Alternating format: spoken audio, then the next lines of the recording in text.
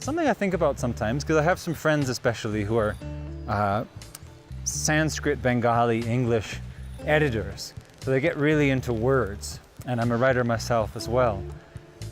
Thinking about the origin of terms, and I'm no expert, but I've heard if you go back into Latin, if you go back into Sanskrit and other ancient languages from which the languages we generally speak are derived, you find that the words have very amazing and specific and profound meanings. So, because over time words get used and misused and all kinds of baggage gets attached to them, I find it useful sometimes to go back to those meanings and see what the original meaning of the word was. So, I'll give you a heavy one. Take these two words, religious education. So, if you're like me, probably a whole bunch of feelings and images come up when you hear that. A lot of them probably kind of heavy, probably to do with institutional religion, something being forced down your throat. You have to believe this, you have to believe these other guys are bad and they're going to go to hell, or maybe you had some good experiences with religious education as well. I hope you did.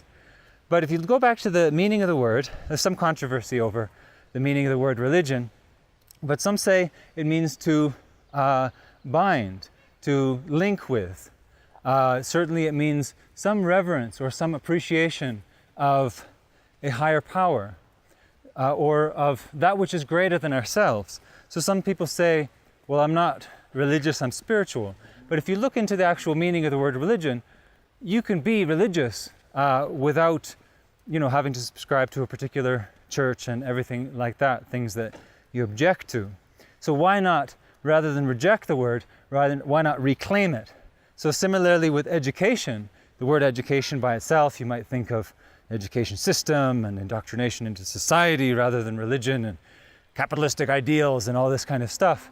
But the word education comes from edus, the Latin, which is to bring out that which was within.